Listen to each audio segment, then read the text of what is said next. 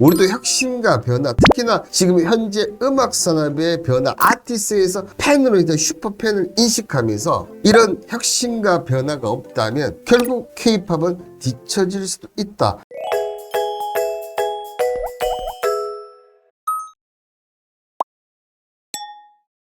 여러분들을 퍼스트 클래스로 만들어줄 방송 투자 캠퍼스 영반장입니다.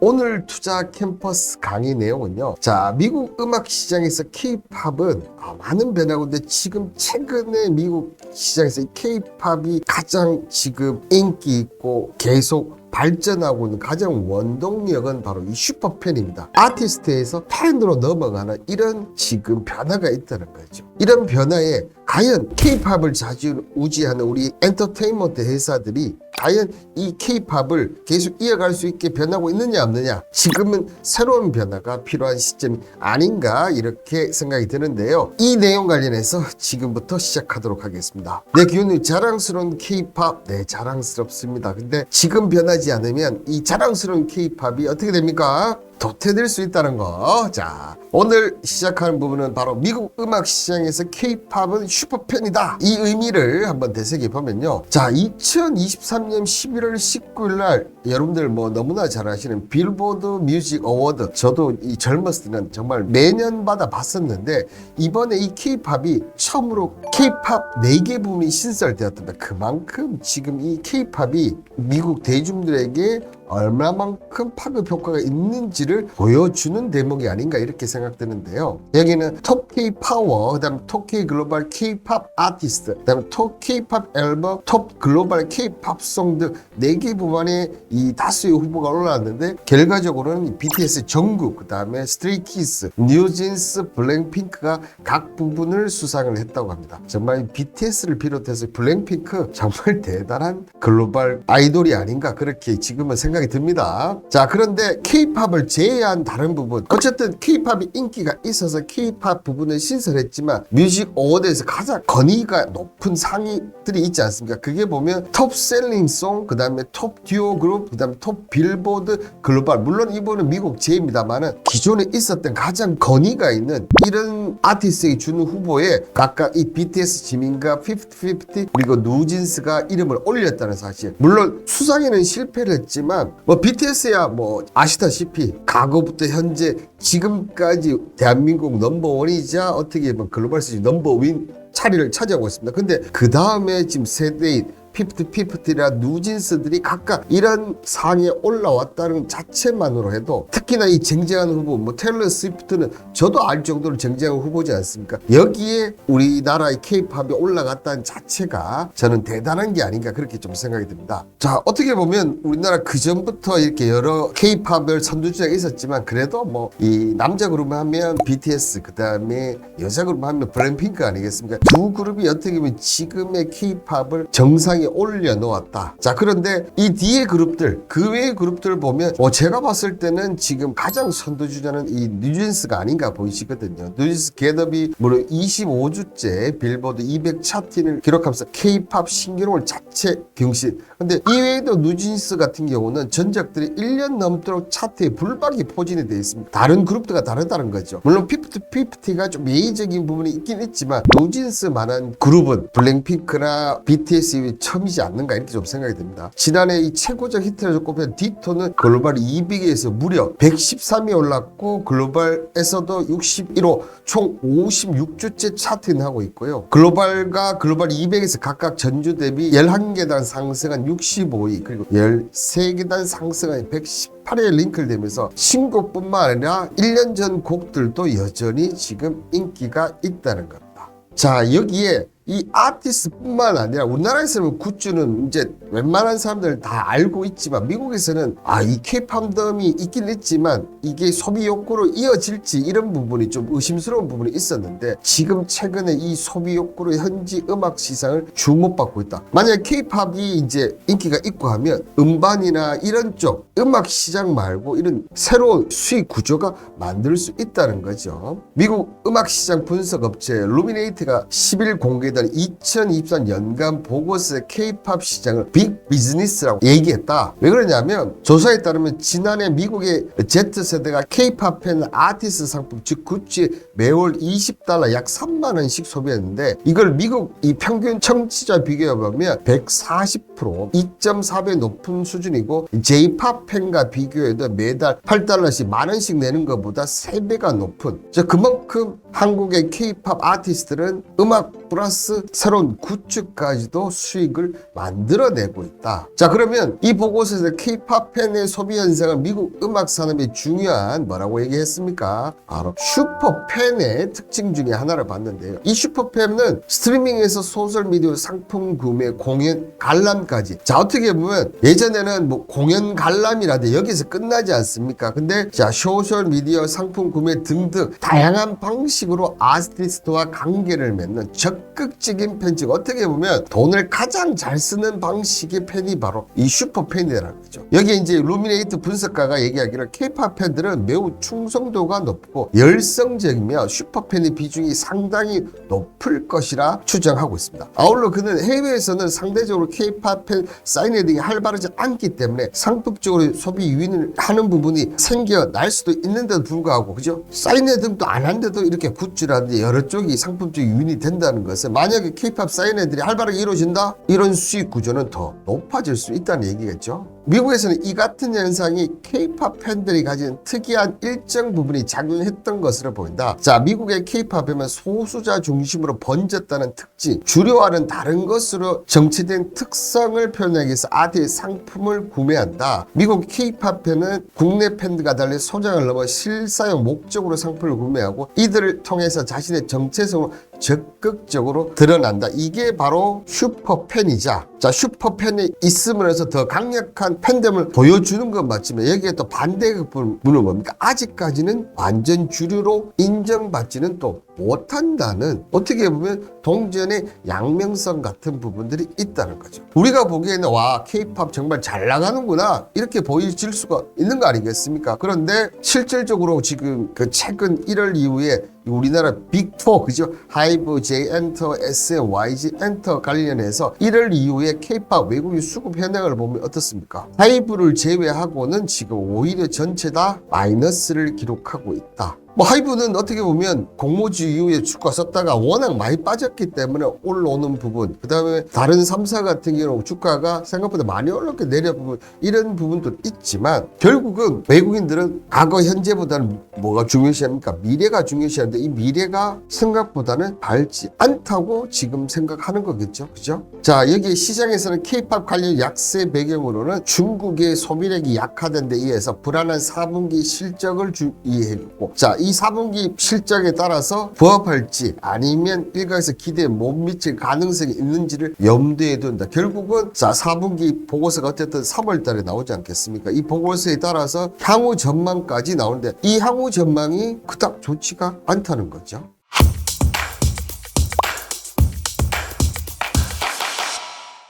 자, 이런 기로 있다고 보면 지금 새로운 변화가 필요한 게 바로 K-팝인데 여러 가지 부분들 조금 얘기를 좀 드릴까 합니다. 이 세계 음악 시장을 분석하는 루미네이트가 이 연간 보고서 앞서 얘기 들었습니다. 그죠? 근데 50여 개 개국의 음원 플랫폼 중 온라인에서 가장 많이 재생된 상위 한국음악 한국의 노래 비중이 2.4%로 2023년 3.2%보다 오히려 0.8% 정도 포인트가 감소를 했다. 자, 우리는 밖에서만 보기에는 와, 잘 나가고 있으니까 여전히 잘 나가고 있다고 생각하지만 노래 비중이 0.8%면 꽤 많이 주는 거 아닙니까? 그리고 자, 미국 온라인에서 가장 많이 재생된 한국 중 한국어 노래 비중은 여전히 0.7%로 전년 대비와 똑같다는 겁니다. 여기에 2023 K-팝 산업의 사정은 훨씬 안 좋았는데요. 자, 소비자의 냉소는 그 어느 해보다 컸고 한상을 볼품없이 쪼그라들어서 많은 기획사 글로벌 데뷔팀이 꾸려 영원 음악을 발표하면서 K-팝에서 K를 때려올 시도했지만 K보다는 팝 음악이 훨씬 더 주류였다. 여기에 아시다시피 K-팝 업계에서 가장 빅들이었던 SM의 인수전을 잡기 위해 승기를 잡은 카카오와 시세 조정 혐의로 해서 이 총괄 대표가 구속되면서 또 또 많은 논란이 있었고, 또 저는 이 부분도 상당히 컸다고 생각합니다. 이 피프티 전세 계약 파기 사태가 연달아 터지면서 K-팝 경제 모델 보기는 좋은데 안에 내용은 썩었는 게 아니냐, 속으로 어떻게 보면 그렇다는 거죠. 이렇게 지금 외국인들을 아니면 이 K-팝을 글로벌 메이저 업체들이 바라보는 시각이 늘었다는 거죠. 이 얘기는 K-팝이 맹소가 늘고 한상 BTS나 블랙핑크 한상 이런 것들이 점점점 줄어든다는 거죠. 솔직히 근데 제가 앞서 얘기했던 이 피프티 논란 사태를 한마디로 정리하기 좀 힘들어요. 그죠? 법원에서 현재 진행 중인 사항이기도 하지만 이 관련해서 언론에서 나온 거 보면 중소기획사로서 회사의 정체성, 그다음 대표 개인의 희생, 더 기버스 및 관계자 녹취를 했던 연정정이 나오고 있지만 어느 쪽이 지금 맞다 이렇게 얘기할 수는 없지만 여기에서 나타나는 문제점이 저는 개인적으로 봐도 크게 두 가지 정도가 나타나지 않나. 이런 구조적인 부분들을 좀 고쳐야지만 우리나라도 K-팝은 지금 글로벌을 갔는데 이 기획사들은 글로벌을 못 간다는 거죠. 자, 먼저 첫 번째가 기획사와 아티스트의 해결물이 계약 문제다. 아시다시피 우리나라 업계 표준은 7년 계약입니다. 7년 계약인데 대부분 어떻게 하면 7대3이에요. 데뷔 초기에 성공할 확률이 낮기 때문에 소속사에서 7, 그 다음에 아티스트 3으로 나누는데, 자, 이 부분들이 관점이 변화될 시점이 왔다는 거예요. 물론 그 전부터 뭐 동방신기라든지 소녀소녀 등이 이 10년 이상 전속계를 매선 상태에서 공정목의 수익 정상이 일어나지 않으면서 멤버가 나오고 이런 부분이 있기도 7년을 했지만, 이 부분들이 예전에는 7년을 가도 성공 확률이 낮다는 건데 이제는 어떻습니까? 이게 점점 빨라진다고 해야 될까? 특히 이 피프티 사태가 정말 엄청나게 빨라진 거죠. 보통 첫 정산이 최소한 1년에서 2년이 지나야, 그것도 빠른 편인데 만약에 법적 분쟁만 없었으면 1년 안에 나오는 그런 쪽이 됐다는 거죠. 그렇다 보니까 업계 표준이 7년계에서 7대3 구조, 이게 이제는 유연성, 어떻게 보면 아티스트와 기획사의 변화가 필요한 시점이 되었다는 거죠. 그래, 이런 부분들이 계속 문제가 되면 외국에서 보는 아티스트의 시각은 어떻다는 얘기입니까? 괜히 인수를 했다가 더 나쁜 케이스가 되지 않느냐, 저걸 오히려 우리가 모르는 뭔가 아킬레스건이 있지 않느냐, 이렇게 바라볼 수밖에 없다는 거죠. 그게 어떻게 보면 이게 연관이 됩니다. 글로벌과 로컬 자본의 해결을 지금은 어떻게 보면 국내 자본 내에서만 했지 않습니까? 그리고 한다 하더라도 해외 업체와 국내 업체만 됐는데, 이번 피프티 사태를 보면, 자, 이 워너뮤직이라는 이름이 존재를 합니다. 이 워너뮤직은 여러분들 아시다시피 빅3예요. 글로벌 빅3에서 합니다. 유니버셜하고 쇼니하고 워너뮤직, 이 세 개 회사인데, 이 워너뮤직이 등장하면서 어떻게 됩니까? 자, 레이블 딜, 바이어, 선거구 투자 방식 등 3자간의 주관의 계약 방식과 저작권, 인적권, 양수대 법원의 판단 중에 있는데, 이 법원 판단 결과에 따라서 이제 외국 업체들이 국내 업체들을 인수를 하느냐, 특히 중소기업 업체들 인수를 하느냐 안 하느냐. 왜 그러냐 하면 지금 이 K-팝의 가치가, 새로운 음악, 아시아 음악의 가치가 엄청 높아지고 있어요. 근데 미국의 음악 산업은 크게 보면 두 가지 정도 되거든요. 첫 번째가 아티스트를 발굴하는 거예요. 아티스트를 발굴을 해서 얘가 스타를 만드는. 근데 이런 업종들은 이제 우리나라도 주로 하지만 빅3보다는 오히려 이제 중소기업체하고, 빅3는 누가 하느냐, 어떻게 하느냐 보면 이 해외, 국내도 되지만 해외에 가능성 있는 회사를 투자를 한 거예요. 그게 바로 이번 같은 경우는 피프티의 어트랙트입니까? 더 기버스입니까? 그죠? 이 회사한테 투자를 하려고 했었다는 거죠. 근데 이게 음악 저작권 누가 있냐, 이 부분 때문에 지금 높였는데, 이런 많은 업체들이 앞서 얘기했던 빅3 업체, 유니버셜, 소니라든지 워너뮤직 같은 이런 회사들이 이 후자의 방식을